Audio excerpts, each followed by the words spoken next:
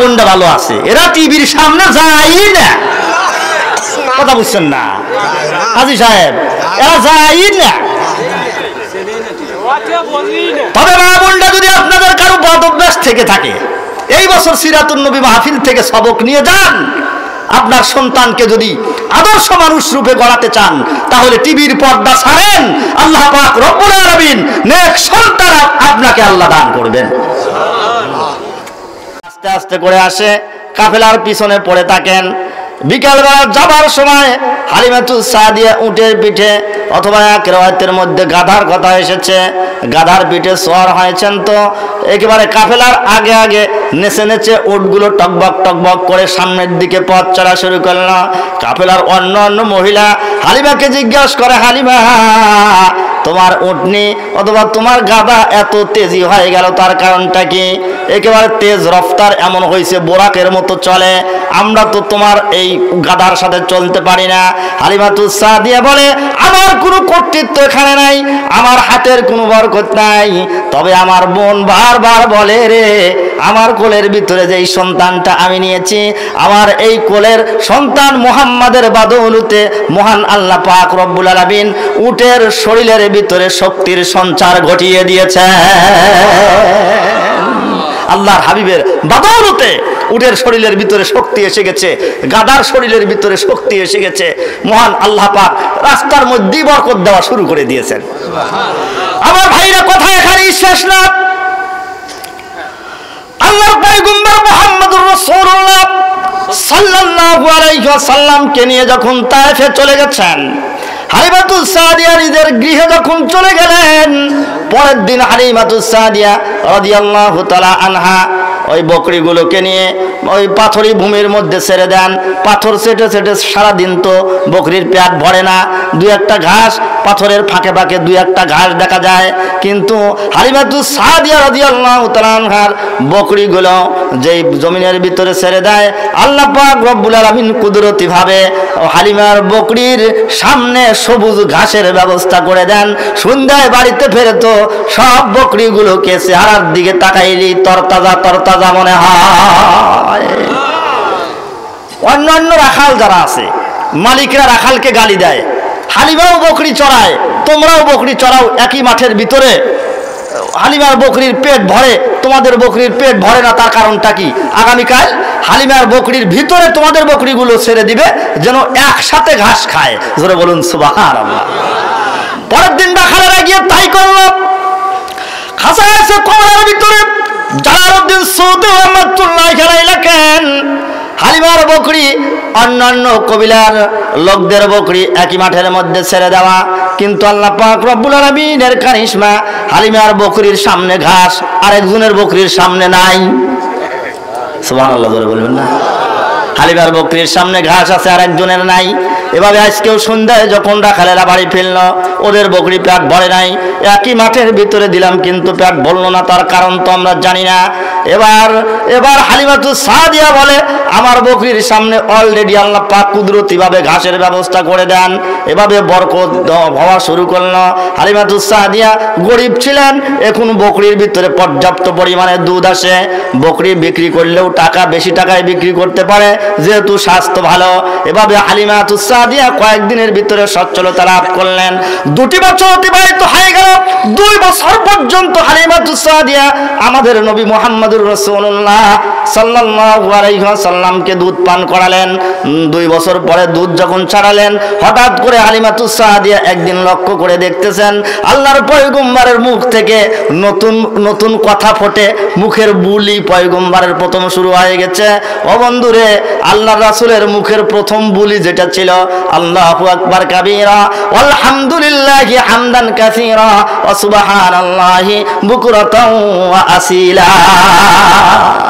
রাসূলের মুখের প্রথম কথা আল্লাহু আকবার কাবীরা, আল্লাহ সবার বড়, আলহামদুলিল্লাহি হামদান কাসীরা, সমস্ত প্রশংসা আল্লাহর জন্য। এই কথাগুলো রাসূল আকরাম সাল্লাল্লাহু আলাইহি ওয়াসাল্লামের জবান থেকে বের হলো। আমাদের বাচ্চাদের জবান থেকে প্রথম যখন কথা ফোটে, ওই সময় কি ওরা আল্লাহু আকবার আলহামদুলিল্লাহ এগুলো বলে? ছোট বাচ্চা কেবল কথা বলা শিখতেছে, ওই সময় ওই ফাহেসা কথা তার মুখ থেকে বের হয়। জোরে বলেন কথা ঠিক না ঠিক বললাম? আর আমরা আমাদের সন্তানগুলোকে কথা শিখাতেও চাই না। 3 দিন ব্যাপী সিরাতুন নবী মাহফিল থেকে আমি অত্র এলাকার মা বোনদেরকে সবক দিয়ে যাব। মা, আপনার কোলে যখন সন্তান, এই সন্তানকে আপনি আদব, শিষ্টাচার, ভদ্রতা এগুলো শিখান। আপনি সালাম দেওয়া শিখান, যে তোমার দাদা বাড়ির ভিতরে এসেছে সালাম দাও। মুসাফা করা শিখান। আব্বা আসলে তাকে সালাম দেওয়া শিখান। ও বন্ধু, আমাদের মা বোনেরা কি এগুলো শিক্ষা দেয়? জোরে আওয়াজ দিয়ে পান। বরং ছোট বাচ্চা যখন কথা ফোটে সর্বপ্রথম তারা দাদা দাদা এগুলো বলা শেখে আগে, কথা ঠিক না?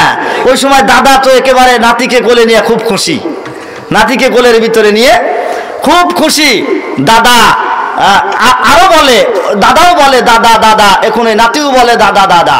আমি আপনাদের একটু জিজ্ঞাসা করি, বলুন, নাতিকে দাদা ডাক না শিখিয়ে যদি আপনি আল্লাহর নামটা শিখান, যে এই নাতি আল্লাহকে চেনে ওই নাতি দাদাকেও চিনবে। জোরে বলেন কথা ঠিক না ঠিক? যেই সন্তান তারা আল্লাহকে চেনে ওই সন্তান তার আব্বাকেও চিনবে। যেই সন্তান আল্লাহর রাসূলকে চেনে ওই সন্তান তার মাকেও চিনবে, মামাকেও চিনবে। জোরে বলেন কথা ঠিক না ঠিক? কারণ ওইটাই তো কঠিন। মা মামা এগুলো বলা তো সহজ। মুহাম্মাদুর রাসূলুল্লাহর নামটা যখন শিখবে, আশা করা যায় ওই সন্তান ভদ্র হয়ে আস্তে আস্তে বড় হবে আর সব আত্মীয় স্বজনের সাথে সৎ ব্যবহার করবে। কিন্তু আমাদের মা বোনেরা সালাম কালাম মুসাফা এগুলো শিখায় নাকি টাটা টাটা? কোনটা শিখায়? তো টাটা দেওয়া শিখায়। টাটা এটা তো কালচার অফ খ্রিস্টানস, এটা খ্রিস্টানদের কালচার। টাটা হয় বিদ্যা আঙ্গুল দ্বারা। কি আঙ্গুল দ্বারা বোঝেন নাই আপনারা? খ্রিস্টানরা টাটা দেয় কোন আঙ্গুল দিয়া? কোন বিদ্যা আঙ্গুল দিয়া। যেই মা তার সন্তানকে 2 বছর বয়সে বিদ্যা আঙ্গুলি দেখান শিখাইছে টাটা দেওয়া, ওই সন্তান 20 বছর বয়সে মাকে কোন আঙ্গুল দেখাবে আপনি বলেন? ওই সন্তান তো মাকে বিদ্যা আঙ্গুলি দেখাবে 20 বছর বয়সে। এজন্য মা বোনদেরকে বলবো, মা, হালিমাতুস সাদিয়া রাদিয়াল্লাহু তাআলা আনহার ঘরে নবী আলাইহিস সালাতু ওয়াস সালামের প্রথম কথা আল্লাহু আকবার কাবীরা। আপনার সন্তানকেও খোদার নাম দিয়ে আপনি কথা মুখ ফুটানো শিখুন। জনগণ কথা ঠিক না ঠিক বললাম? আজকে আমাদের ভদ্রতা নষ্ট হয়ে গেছে আমার ভাইরা। আমাদের সন্তানগুলোকে আমরা এগুলো শিখাই না, এজন্য আমাদের সন্তানরাও আমাদের হক আদায় করে না। জোরে বলেন কথা ঠিক না ঠিক? এটা তো সন্তানকে দোষ দিয়েই শুধু লাভ নাই। বাংলাদেশের প্রত্যেকটা ডিস্ট্রিক্টে আমার যাওয়া আছে। বাংলাদেশের এমন কোনো ডিস্ট্রিক্ট নাই যেখানে আল্লাহ পাক আমাকে নেয় নাই। সারা প্রত্যেক বছর আল্লাহ পাক রব্বুল আলামিন সফর করান সারা বাংলাদেশ ব্যাপী। ও বন্ধু, যেখানেই যাই 100টা প্রোগ্রাম যদি আমাদের সিজনে থাকে, 95টা প্রোগ্রামে যাওয়ার পরে কানে কানে কর্তৃপক্ষ বলে দেয়, হুজুর একটু পিতামাতার অধিকার হক সম্পর্কে বয়ান করবেন। আমি মনে মনে চিন্তা ভাবনা করলাম, কোরআন হাদিসে কি শুধু পিতামাতার হকের কথাই আছে নাকি সন্তানের হকের কথাও আছে? হ্যাঁ, সন্তানের হকের কথা মনে হয় কোরআন হাদিসে নাই। আপনাদের একটু জিজ্ঞাসা করবো, আপনারা একটু বলুন তো, সন্তানের হক আগে না পিতামাতার হক আগে? হ্যাঁ, আপনারা তো 2 গ্রুপ হয়ে গেছেন। এক দল বললেন পিতামাতার হক আগে, আরেক দল বললেন সন্তানের হক আগে। তাহলে আমি এটার নিরসন করে দেই, আপনারা একটু আমাকে জবাব দেন তো। যেই বাপ তার সন্তানের হক আদায় করে নাই, ওই সন্তান কি তার বাবার হক আদায় করবে? এইবার একটু অ্যান্সার দেন, সন্তানের হক আগে না বাবার হক আগে? সন্তানের হক আমরা আদায় করতে চাই না। এই জন্য আমরা হুজুরের কানে কানে বলে দেই, পিতামাতার অধিকার সম্পর্কে বক্তব্য দেবেন। ছেলে মেয়ে কথা শোনে না। কোনোদিন তো এই কথা আমাদের কানে কানে কেউ বলল না, হুজুর একটু সন্তানের হক নিয়ে বয়ান করবেন, সন্তানের কি কি হক আছে। আমার ভাইরা, সন্তানের হক যদি পিতামাতা ঠিক মতো আদায় করে তাহলে ওই সন্তান তার পিতামাতার হক আদায় করবে। আমরা আমাদের সন্তানগুলোর হক আদায় করি না, এজন্য আমাদের সন্তানরাও আমাদের হক আদায় করে না। জোরে জোরে আওয়াজ দিয়ে বলেন কথা ঠিক না ঠিক? এজন্য সন্তানের হক আদায় করা আমি সংক্ষেপে সন্তানের কয়েকটা হক বলে দেই, যেহেতু রাসূল আকরাম সাল্লাল্লাহু আলাইহি সাল্লামও তো সন্তান, এখন জোরে বলেন কথা ঠিক না, ছোট বাচ্চা তো, এজন্য সন্তানের কয়েকটা হক আমি বলে দিচ্ছি।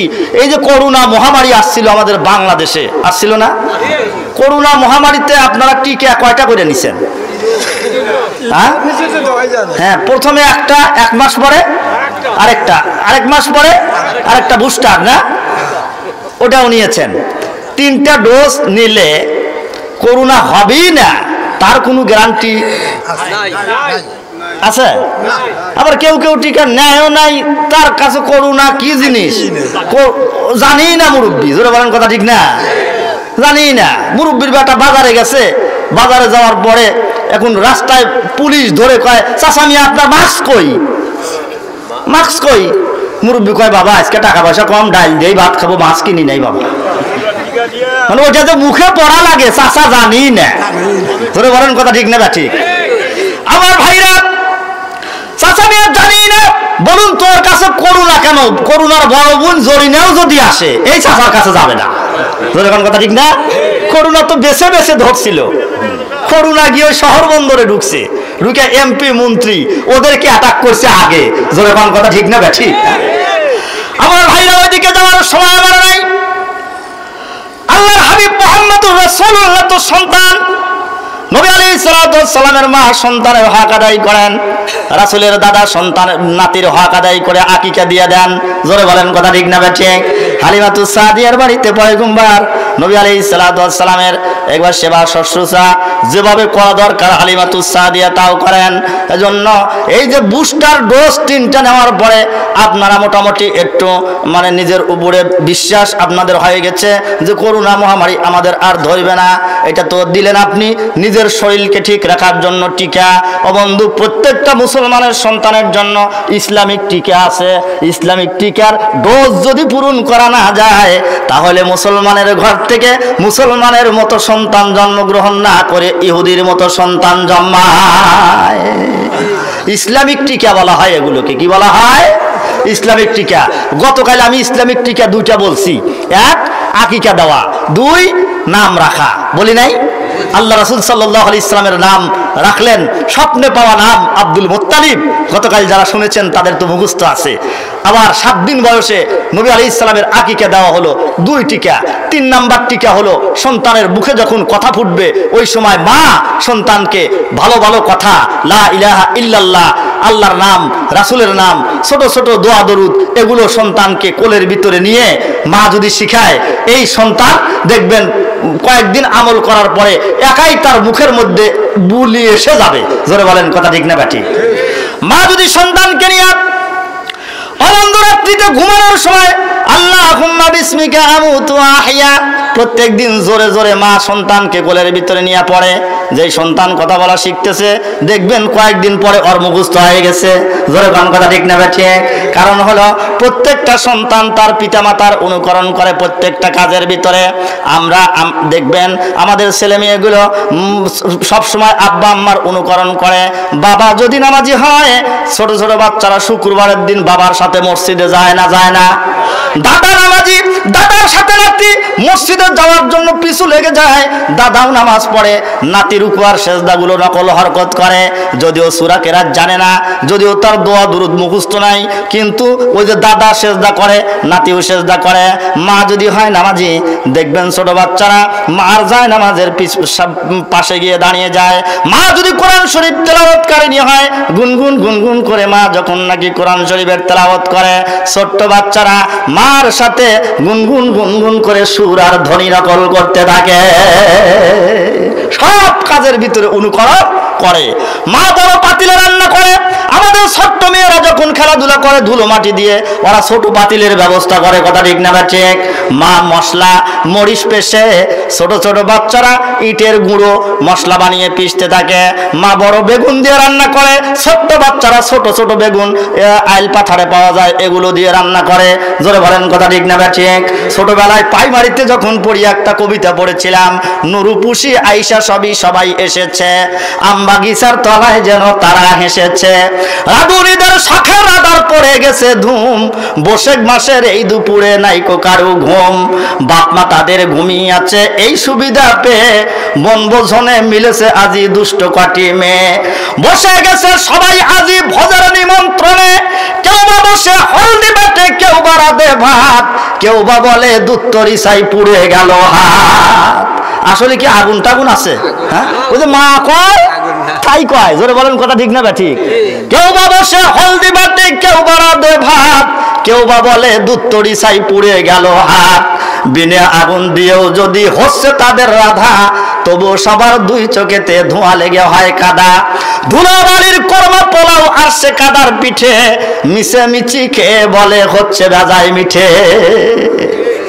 চিনি নাই, গুড়ের কোনো ব্যবস্থা নাই, তারপরে ওরা ধুলোবালি দিয়ে পায়েস পাকায়, খুব স্বাদ হয়েছে, মিঠা হয়েছে, বলে না বলে না? মা মাঝে মধ্যে তরকারি চাখে, হায় লবণ হয়েছে রে, ছোট বাচ্চারাও যখন তরকারি চাখে ওরাও লবণ ঝাল এগুলোর ওরা নিরূপণ করে, ধুলোবালির কোরমা পোলাও আর সে কাদার পিঠে, মিশে মিছি খেয়ে বলে হচ্ছে ভেজাই মিঠে। এমন সময় হঠাৎ আমি যেই পড়েছি এসে, পালিয়ে গেল দুষ্টুরা সব খিলখিলিয়ে হেসে। কবি গোলাম মোস্তফা এই কবিতাটা লিখেছিলেন। আমরা ছোটবেলায় প্রাইমারিতে পড়েছি। এখনকার পড়ার সাথে তো আগের পড়ার কোনো মিল নাই, ধরে বলেন কথা ঠিক না? এখনকার বড় মা যদি হও রাজি, বড় হলে আমি হব খেয়াঘাটের মাঝি। বাহ, কি আশীর্বাদ! আমার ভাইয়া, এজন্য সন্তানের হকটাকে ভদ্রতা শিখানো, সালাম কালাম দোয়া দরুদ এগুলো মা শিখাবে, তাহলে ওই সন্তান আমল করা শিখবে।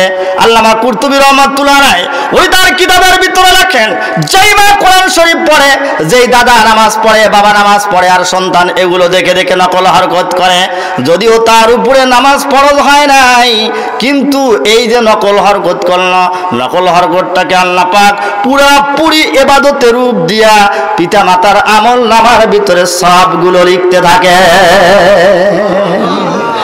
পক্ষান্তরে মার হাতের ভিতরে যদি রিমোট থাকে, আর রাত 12টা পর্যন্ত যদি ওই রিমোট নিয়ে মা টিভির পর্দার সামনে বসে বিভিন্ন সিরিয়াল দেখে, বলুন তোর পেট থেকে যেই সন্তানটা আসবে এটা কয় নম্বরের হওয়ার কথা?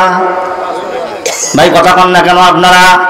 এই এলাকার মা বোনটা ভালো আছে, এরা টিভির সামনে যায় না, কথা বুঝছেন না হাজী সাহেব? এরা যায় না। তবে মা বোনটা যদি আপনাদের কারো বদ অভ্যাস থেকে থাকে, এই বছর সিরাতুন নবী মাহফিল থেকে সবক নিয়ে যান। আপনার সন্তানকে যদি আদর্শ মানুষ রূপে গড়াতে চান, তাহলে টিভির পর্দা ছাড়েন, আল্লাহ পাক রব্বুল আলামিন নেক সন্তান আপনাকে আল্লাহ দান করবেন। আমার ভাই, সাহাবায়ে কেরাম বুজুর্গানে দিন খুঁজে খুঁজে আল্লাহর পয়গম্বরের আদর্শ বের করতেন, খুঁজে খুঁজে বের করতেন। আমাদের একজন বুজুর্গ চলে গেছেন, এই বুজুর্গের নাম ছিল মুজাদ্দেদে আল ফেসানি রহমাতুল্লাহি আলাইহি। বুজুর্গ মৃত্যু শয্যায় শায়িত, ওনার স্ত্রী শিওরে বসা। স্ত্রীকে বললেন, এই শোন, জি তোকে একটা ওসিয়ত করে যাই। কি ওসিয়ত? জীবদ্দশায় তো ছেলে মেয়ের ঘরে নাতি নাতনি দেখলাম না, আমার মৃত্যুর পরে যদি ছেলে বা মেয়ের ঘরে নাতি আসে, আমার নাতিকে নিয়ে আমার কবরে একটু দাঁড় করায় দিও, যেন আমার নাতি কবরের উপরে একবার পেশাব করে দেয়। দেখছেন ওসিয়ত? মুজাদ্দেদ আল ফেসানি রাহমাতুল্লাহি আলাইহি তার স্ত্রীকে কথা বললেন। স্ত্রী বললেন, মরার আগে তোমার কেটের ওসিয়ত, নাতি তোমার কবরের উপরে পেশাব করলে তোমার লাভ কি? আল্লাহর ওলি বলেন, হতে পারে এটা আমার নাজাতের জরিয়া। সুবহানাল্লাহ বলেন। আমি আমার জীবদ্দশায় নাতি দেখতে পারলাম না, নাতি দেখলে তো আমার নাতির আকিকাটা আমি করে দিতাম, যেমন আব্দুল মুত্তালিব তার নাতির আকিকা করছে। কিন্তু এই আমলটা করা আমার সম্ভব হয় নাই। আমার মৃত্যু মৃত্যুর পরে যদি আমার নাতির জন্ম নেয় কবরে দাঁড় করাইয়া দিবি, এটাকে আমি নাজাতের উসিলা হিসাবে আল্লাহর দরবারে পেশ করব যে নাতি আমার কবরে পেশাব করছিল। কারণ আল্লাহর পয়গম্বরের নাতি হযরত হাসান হোসেন রাদিয়াল্লাহু তাআলা আনহুমা নবীজি যখন গিয়ে কোলে নিতেন, ওই সময় নবীজির কোলের মধ্যে অনেক সময় হযরত হাসান পেশাব করে দিতেন, হযরত হোসাইন পেশাব করে দিতেন। কারণ ছোট বাচ্চা তো আর জানে না যে এটা শের জামানার নবী। জোরে বলেন কথা ঠিক না বেঠি? ও তো নানা হিসাবে চেনে। আর সবিয়্যু সবিয়্যুন ওয়া ইন কানা ইবনু নাবিয়্যিন, বাচ্চা তো বাচ্চাই, ও নবীর ঘরে আসলেও বাচ্চা, পীরের ঘরে আসলেও বাচ্চা। বাচ্চা সুলভ হযরত হোসাইন পয়গম্বরের জুব্বা মোবারকে পেশাব করত, হাসান আল্লাহর পয়গম্বরের পবিত্র জুব্বায় পেশাব করে দিত। আমার নাতি না থাকার কারণে আমার জুব্বার উপরে নাতির পেশাব কোনোদিন লাগলো না। আল্লাহর বান্দিকে ওসিয়ত করতে গিয়ে আল্লাহর ওলি মুজাদ্দিদ আল বেসানি বলেন, আমার নাতিকে কবরে পেশাব করে দিবি, কবরে নিয়ে দাঁড় করায় দিবি যেন পেশাব করে দেয়। আমি আল্লাহর কাছে বলবো, মালিক আমার জীবনের কোনো আমল তোমার দরবারে যদি কবুল না হয় থাকে, কমপক্ষে মরার পরে একটা সুন্নাতের আমল আমি করেছিলাম, সেটা হলো আমার নাতি আমার কবরে পেশাব করছে। আল্লাহর পয়গম্বরের নাতি নবীজির জুব্বা মুবারকে পেশাব করেছে, আমার নাতি আমার কবরে পেশাব করেছে। আল্লাহ ওটার সাথে গড় করে দেখো তো একটু আমার জন্য নাজাতের ব্যবস্থা করা যায় কিনা। আওয়াজ করে বলেন সুবহানাল্লাহ, লা ইলাহা ইল্লাল্লাহ।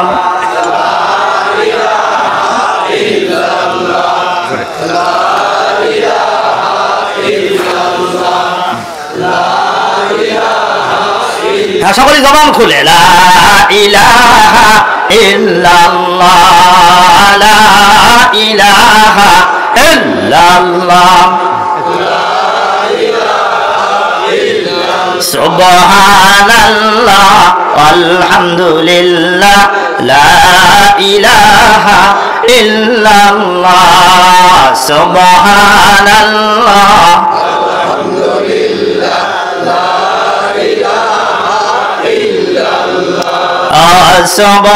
সুবহানাল্লাহ আলহামদুলিল্লাহ, লা ইলাহা ইল্লাল্লাহ, সুবহানাল্লাহ আলহামদুলিল্লাহ, লা ইলাহা ইল্লাল্লাহ। সাজার মে তু है, हजार में तू है, सारी जहां में तू ही तू, सारी चीजों में तेरे नूर है, तू ही है तू आया अल्लाह, सुबहान अल्लाह वल्हम्दुलिल्लाह, ला इलाहा इल्लल्लाह, सुबहान अल्लाह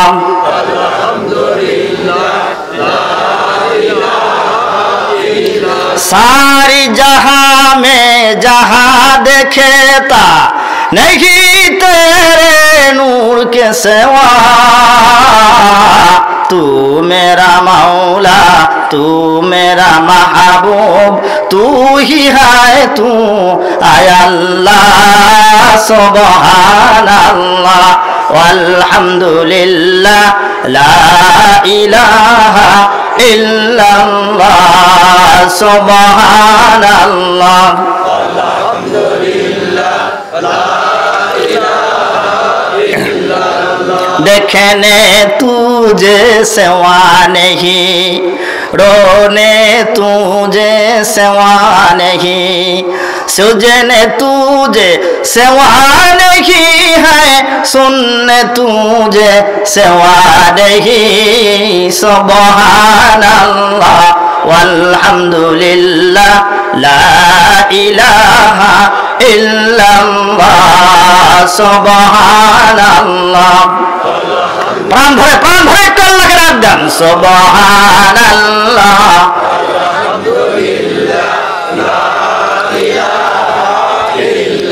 লা ইলাহা ইল্লাল্লাহ মুহাম্মাদুর রাসূলুল্লাহ সাল্লাল্লাহু আলাইহি ওয়াসাল্লাম। ঘুম ধরতেছে নাকি আপনাদের? আজকে তো বয়ান একটু লম্বা হবে। আমার ভাইরা, আল্লাহর হাবিব জনাবে মুহাম্মদুর রাসূলুল্লাহ সাল্লাল্লাহু আলাইহি ওয়াসাল্লামের মুখের মধ্যে প্রথম বুলি যখন ফুটলো আল্লাহর নাম দিয়ে শুরু হলো, জোরে বলেন কথা ঠিক না ঠিক? এইবার হালিমাতুস সাদিয়া 2 বছর পরে আল্লাহর পয়গম্বরের মার কাছে নিয়ে গেছে মক্কায়। আমিনার কাছে গিয়ে বলে, আমিনা তোমার সন্তানকে 2 বছর দুধ পান করানোর কথা ছিল, আমার দায়িত্ব আমি পালন করেছি, এইবার তোমার সন্তানকে তোমার কাছে ফেরত দেওয়ার জন্য নিয়ে আসলাম। কিন্তু হালিমার মন চাইতেছে দায়িত্ব তো আমি কমপক্ষে আড়াই, কিন্তু মন চাইতেছে মোহাম্মদকে আবার আমি তায়েফে নিয়ে যাব। এইবার মা আমেনার কাছে গিয়া আস্তে আস্তে করে কয়, আমেনা মক্কার বিশ্বের ভিতরে এসে দেখলাম মক্কার ভিতরে এখন মহামারী রোগ দেখা দিয়েছে। এই মহামারী রোগের ভিতরে মোহাম্মদকে যদি আমি এখানে রেখে যাই, তোমার এই কলিজার টুকরা সন্তানটা যদি মহামারীতে যদি আক্রান্ত হয়ে যায়, তাহলে তো আল্লাহ না করুক যদি দুনিয়ার থেকে চলে যায়, তাহলে তুমিও শোক সামাল দিতে পারবে না, আমিও শোক সামলাইতে পারবো না। অতএব যদি তুমি মনে করো আমি আবারও মোহাম্মদকে নিয়ে যাব, আরো কিছুদিন মোহাম্মদ আমার কোলে লালিত পালিত আমেনা দেখলেন যে আমাদের বাড়িতে অভাব অনটন, আমাদের সংসার নিবু নিবু ভাব, স্বামী হারা আমি, অতএব ঠিক আছে মোহাম্মদকে যদি আপনি নেওয়া ভালো মনে করেন তাহলে নিয়ে যান। হালিমাতুস সাদিয়া মা আমিনার কাছ থেকে আবারও নিয়ে উনি তায়েফে চলে গেছেন। 6 বছর বয়স পর্যন্ত নবী আলাইহিস সালাতু ওয়াস সালামকে লালন পালন করেছেন, বলুন সুবহানাল্লাহ। আল্লাহর পয়গম্বরকে নিয়ে হালিমাতুস সাদিয়া চলে গেছেন। নবী আলাইহিস সালামের বয়স যখন 4-5 বছর হয়ে গেল, আল্লাহর পয়গম্বর এখন হালিমাতুস সাদিয়ার বাড়ির কাজ দিয়ে বকরিগুলো ছেড়ে দিলে নবী আলাইহিস সালাতু ওয়াস সালাম পাহারা দিতে পারেন। হালিমারও একটা ছেলে আছে, নাম ছিল তার আব্দুল্লাহ। হালিমাতুস সাদিয়ার একটা মেয়ে ছিল, নাম ছিল তার রুমাইসা। কি নাম? রুমাইসা। রুমাইসা বর্ণনা করেন আল্লাহর পয়গম্বর মুহাম্মদুর রাসূলুল্লাহকে আমার মা যখন জল চোখের উপরে গোসল করাতো, আর দুপুরের টাইমে আমি লক্ষ্য করে দেখতাম মুহাম্মদ ছোট্ট মানুষ, কিন্তু গোসল করানোর সময় দেখতাম আসমান থেকে এক খণ্ড সাদা মেঘ এসে আমাদের জল চৌকের উপরে ছায়া দিয়ে থাকতো। রুমাইসা হালিমাতুস সাদিয়ার মেয়ে। এটার আলোচনা আরো সামনে মাদানী জিন্দেগির ভিতরে আছে, ওদিকে আমি যাচ্ছি না। নবী আলাইহিস সালাতু ওয়াস সালাম এখন বকরি পাহারা দিতে পারে। হঠাৎ করে আকস্মিকভাবে একদিন হালিমার ছেলে আব্দুল্লাহ দৌড়ে চলে আসলেন মাঠের ভিতর থেকে, এসে হালিমাকে ডাকতেছে, মা মা। কি বলে? আমাদের মোহাম্মদ মনে হয় আর বাঁচবে না। কেন? কই 2 জন মানুষকে আসা দেখলাম, গায়ে ঢিলে ঢালা লম্বা সাদা ধবধবে পোশাক পরিহিত, মাথার মধ্যে পাগড়ি, হাতে করে কি যেন নিয়ে এসেছে। আমাদের মোহাম্মদের এই এখান থেকে নাভি পর্যন্ত, গলা থেকে নাভি পর্যন্ত বিদীর্ণ করে ফেললো, কেটে 2 টুকরো করে দিয়েছে। এখন আমি দেখলাম ওই 2 জন আবার সিলাই করতেছে। আমি চিৎকার দিয়ে তোমাদের কাছে আসছি, মা তাড়াতাড়ি মুহাম্মদকে বাঁচাও। সুবহানাল্লাহ। হালিমাতুস সাদিয়া তার স্বামীকে বললেন, চলো যাই। আমাদের ছেলে আব্দুল্লাহ এগুলো কি বলে? দৌড়ে চলে গেছে। দৌড়ে গিয়ে দেখে মানুষ নাই। আল্লাহর পয়গম্বর একটা পাহাড়ের টিলার সাথে হেলান দিয়ে দাঁড়ানো। নবী আলাইহিস সালামকে গিয়ে জিজ্ঞাসা করলেন, বাবা মুহাম্মদ তোর চেহারার ভিতরে কেমন যেন একটা ভয়ের ছাপ দেখতেছি, কি হয়েছে? কয় 2 জন মানুষ এসেছিলেন, এসে আমার এই গলা থেকে নাভি পর্যন্ত বিদীর্ণ করলেন এবং কি যেন দিয়ে তারা আমার ভিতরের ওই নাড়ি বুড়িগুলো ধুয়ে পরিষ্কার করলেন, আবার ভিতরে দিয়ে সেলাই টেলাই করে অপারেশন, ওপেন হার্ট সার্জারি এগুলো করে চলে গেছে। আমি তো ব্যথা পাই নাই, তবে আমার একটু ভয় লাগতেছিল ওই লোকগুলোকে দেখে। হালিমাতুস সাদিয়া রাদিয়াল্লাহু তাআলা আনহা কোনো কিছু বুঝতে পারলেন না। তার মানে আল্লাহ পাক রব্বুল আলামিন আল্লাহর হাবিব মুহাম্মদুর রাসূলুল্লাহকে প্রথমবারের মতো সিনা চাক করলেন। আল্লাহ রাসূলের জীবদ্দশায় 4 বার নবীজির সিনা চাক করা হয়েছে। কয়বার? 4 বার। এই একবার হালিমাতুস সাদিয়ার বাড়িতে 4 বছর বয়স যখন আল্লাহ রাসূলের সিনা চাক করা হলো। সাধারণত 4 থেকে 6 বছর বয়স যখন বাচ্চাদের হয়, ওই সময় ওরা একটু ব্যাট বল ঘুড়ি উড়ানো এগুলো নিয়ে একটু ব্যস্ত থাকে, কথা ঠিক না? একটু খেলাধুলা করতে, বন্ধু বান্ধবের সাথে ধুলোবালি দিয়ে খেলতে ভালোবাসে। আল্লাহর হাবিব যেন ওই খেলাধুলার ভিতরে লিপ্ত না হয়, এজন্য আল্লাহ পাক রব্বুল আলামিন খেলাধুলার ওই মাদ্দাটাকে অপারেশন করে ধুয়ে মুছে পরিষ্কার করে দিয়ে গেছেন। আল্লাহ রাসূল বলেন যে আমার সিনা চাকের সময় ফেরেশতারা একটা পাত্রের ভিতরে জমজমের পানি এবং বরফ নিয়ে আসছিল। জমজমের পানির ভিতরে বরফ মিশ্রিত করে আমার এই কলব মোবারককে তারা ধুয়ে পরিষ্কার করে সেলাই করে দিয়ে চলে গেছে। ও বন্ধু, বরফ কেন নিয়ে আসলো?